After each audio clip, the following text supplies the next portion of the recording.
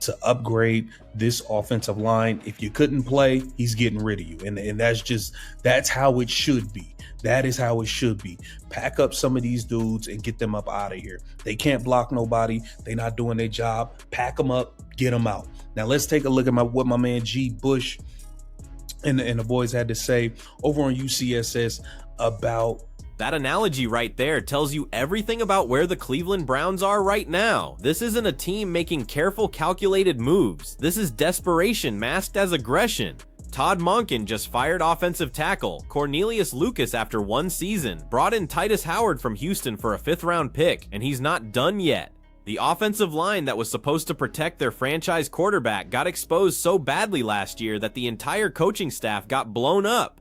So the question isn't whether Monken is moving fast, it's whether he's moving smart. They had to do what they got to do. I think Zach's right. You got to get you a starter. I mean, you're losing all 5 guys. You got to get somebody in there that gets some stability. And I think the one thing that the Browns, when you say overpay, it's funny because the one thing the Browns value a lot out of their linemen is versatility, and he gives you that. He can play tackle or he can play guard, and he's good at both of them. And I think that when you look at that situation, it makes it funny because it still doesn't tell you what the Browns want to do at 6. You know, like people's like, well, it takes Francis out. No, it don't. If you get Francis, you can still put him at tackle or you can put him at guard, depending on which one he's with. Here's what makes this fascinating. The Browns are treating offensive linemen like rental cars. Cornelius Lucas played in 10 games last season, started 5 of them when Jack Conklin went down with injuries. Then suddenly after week 5, he's playing just 3 offensive snaps total and getting buried on the depth chart by a rookie named KT Levis. Now he's gone entirely. That's not roster management. That's a public statement that if you can't perform immediately, you're disposable. And it's creating a culture where every veteran on that line knows they could be next. I don't understand that games are won and lost in the trenches. And when you hear AB talk about the Chicago thing, Chicago flipped their offensive line in 1 year, and we want to try to do something similar to that. It makes me think that they're spending this whole offseason really focused on fixing that offensive line and fixing the protection, because that helps out. You think about last year when they played Buffalo. Mm-hmm. The Browns had a realistic chance to beat Buffalo. The reason they lost that game, outside of all the stuff that happened, but when you get to the final drive, Shedeur Sanders is going to make a throw, but Cam Robinson, I don't even think touched the guy. Watch how they break down the versatility argument here, because this is where the Browns are either being really smart or really desperate. Titus Howard can play tackle or guard, which sounds great until you realize that means they still don't know what their offensive line actually looks like. They're collecting pieces without a clear blueprint. KT Levis didn't give up a single sack last year playing all over that line. He played 555 snaps at right tackle, 132 at right guard, and 334 at left guard. That's a rookie who performed better than most of their veterans. So why are they spending draft capital on Howard when they already have a young tackle who proved himself? Go to the store. Mm-hmm. It's 12:30. You get in your car, you're going a little bit faster than you should. And the only thing is open is a 24-hour Rite Aid or Walgreens. You walk in there, you look around, you say, hey, man, where's the Pampers at? They said it's over there, man. You look at the Pampers size, Pampers is way too big. Little size too big. You're like, this is nasty work. It's got to work today. You're going to grab them mediums. It's got to work today. You might even have to use some Depends. Yeah. You might, For sure. you might have to get the adult versions. You get up to the register. Are you going to ask how much them Pampers is? No. If them is $50 Pampers, you going to swipe them Pampers, put them in the car, and you going to tape up your daughter with duct tape and be like, at least she got a clean Pamper and some 2%. That Pampers analogy is actually perfect for what's happening here. The Browns are in panic mode at midnight, grabbing whatever's available because the baby is screaming and they're out of options. But here's the problem with that approach. When you're desperate, you overpay. When you overpay, you create salary cap issues. When you create salary cap issues, you limit your flexibility for the next crisis. The Browns gave Cam Robinson $12 million, then had to bail on him. They're now paying Titus Howard more than his production warranted in Houston.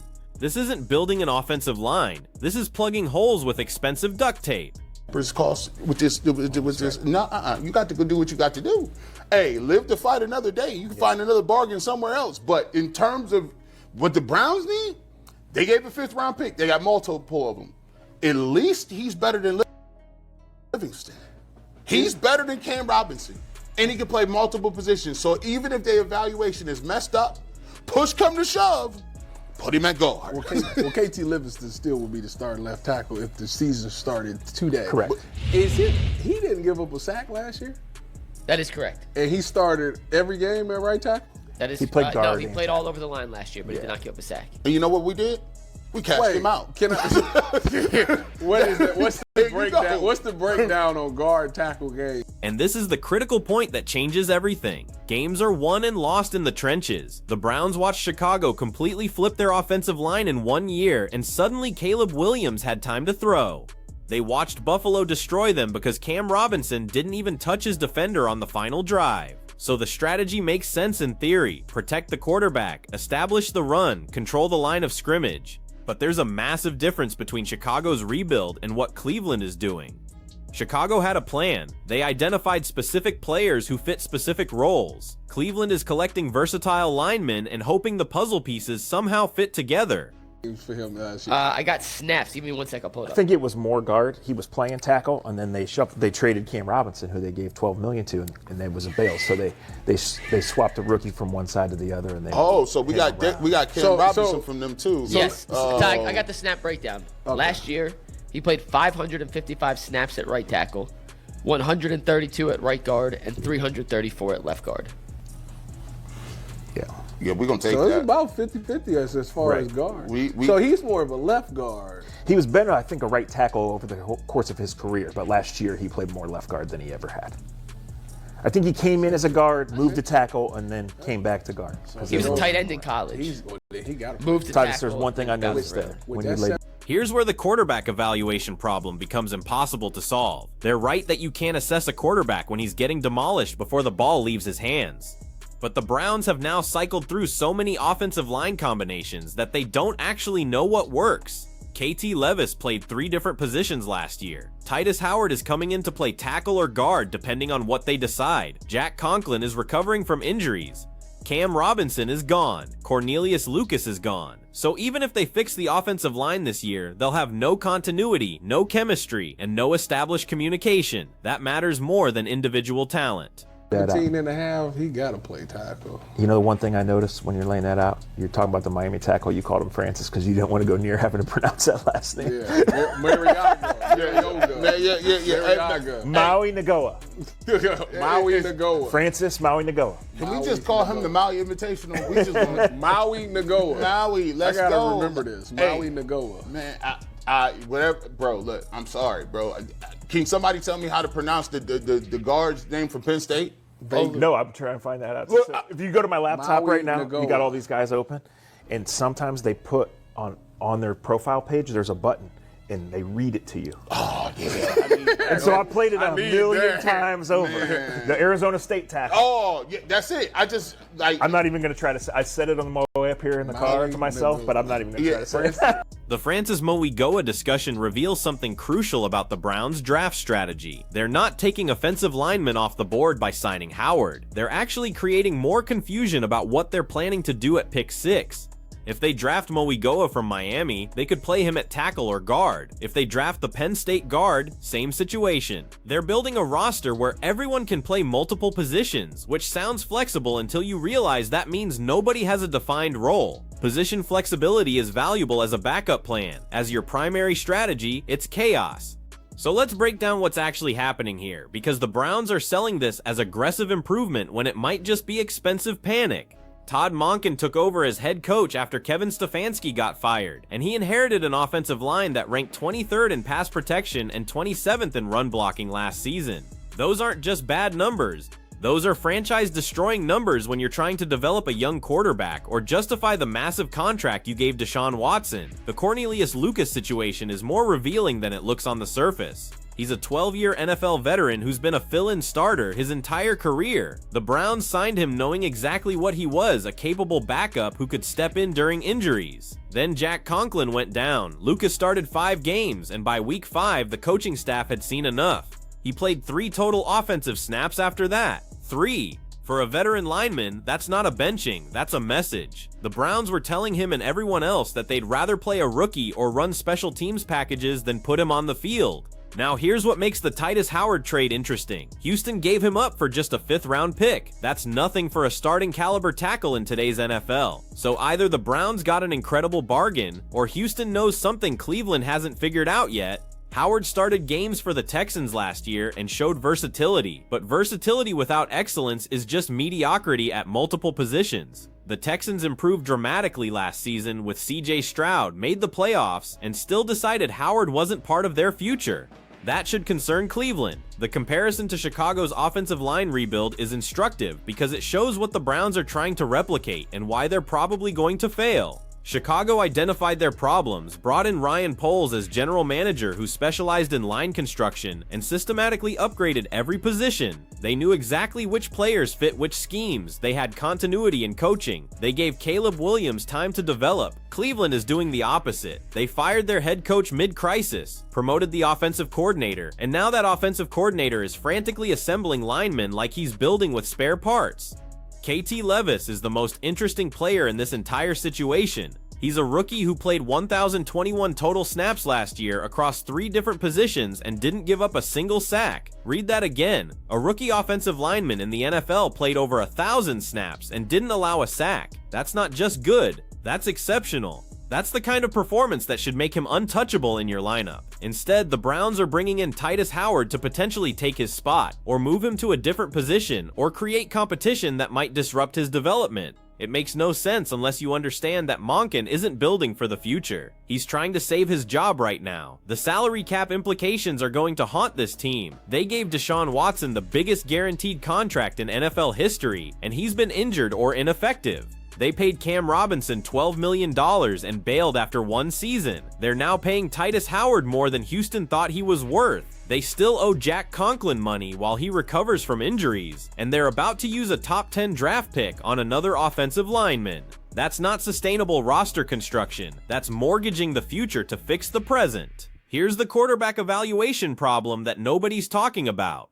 The Browns can't figure out if Deshaun Watson is washed, if their backup quarterbacks have any potential, or if they need to draft someone new because their offensive line has been so bad that no quarterback could succeed behind it.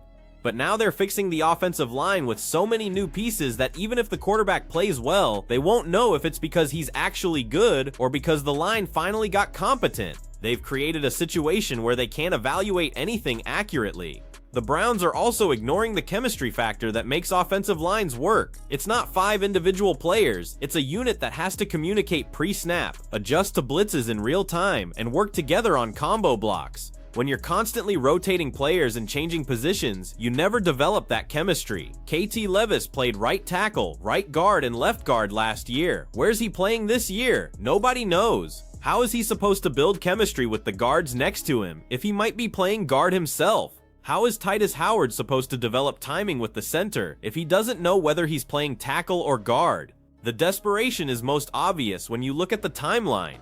The Browns are making all these moves in the offseason after going 3-14 last season. They fired Kevin Stefanski, promoted Todd Monken, and gave him carte blanche to rebuild the offensive line however he wants. That sounds empowering until you realize it means Monken has 1 season to show results or he's gone too. So he's not making decisions based on long-term roster construction. He's making decisions based on survival. Every move is about 2025, not 2027. The Francis Mauigoa situation at the draft reveals how scattered this strategy really is. Mauigoa is the top offensive line prospect from Miami, projected to go in the top 10. The Browns pick 6th. If they were committed to building through the draft with young, cost-controlled talent, they'd take Mauigoa and plug him in at left tackle for the next decade. Instead, they're signing veterans, trading for projects, and creating so much uncertainty that nobody knows if they'll even draft an offensive lineman at all. Maybe they go quarterback, maybe they go receiver, maybe they trade down. The lack of clarity suggests they don't have a coherent plan. Compare this to how successful teams build offensive lines. The Cowboys identified Zach Martin and Travis Frederick in the draft and built around them for years. The Eagles invested in Jason Kelce and Lane Johnson and developed continuity. The 49ers have Trent Williams anchoring their line with consistent coaching and scheme. All of those teams had patience, vision, and commitment to development. The Browns have panic, turnover, and short-term thinking. You can't build a championship offensive line in one off-season by collecting spare parts from other teams' rosters. So what happens next? The Browns will probably draft an offensive lineman in the first or second round. They'll go into training camp with KT Levis, Titus Howard, Jack Conklin if he's healthy, and whoever they draft competing for starting spots. They'll tell the media it's healthy competition, but what it really means is they have no idea what their offensive line looks like in week 1. And when you don't know what your offensive line looks like, you can't game plan effectively, you can't develop your quarterback, and you can't establish any kind of offensive identity. The saddest part is that KT Levis gave them the answer last year. A rookie who didn't give up a sack while playing 3 positions is exactly the kind of player you build around. Instead, they're creating competition that might stunt his development, confuse his role, and waste his rookie contract years. In 3 years, when Levis is starting for another team and playing at a Pro Bowl level, Browns fans will look back at this offseason and wonder why they couldn't just develop the talent they already had. Todd Monken is in an impossible situation. He inherited a disaster, got promoted to clean it up, and now has 1 year to show results, or he's gone. So he's doing what any coach would do in that position. He's making aggressive moves that look decisive in the short term, even if they create problems long term. Fire the veterans who can't perform, trade for projects with upside, create competition everywhere, tell the media you're building through the trenches, hope something works, but hope isn't a strategy, and collecting offensive linemen without a clear plan isn't roster construction. It's desperation. The Browns needed milk and diapers at midnight, and they're paying premium prices for whatever's available at the 24-hour Walgreens. The question is whether those premium priced diapers actually fit the baby, or if they're just going to leak all over everything and create an even bigger mess. Based on how this franchise has operated for the past 2 decades, I think we all know the answer. So here's what I want to know from you. Is Todd Monken making smart, aggressive moves to fix a broken offensive line, or is he just panic buying expensive players because he's desperate to save his job? And do you think KT Levis should be the unquestioned starter at one position, or is the competition going to make him better? Drop your thoughts in the comments, hit that like button if you made it this far, and subscribe because we're breaking down every Browns move as this rebuild either comes together or falls apart spectacularly.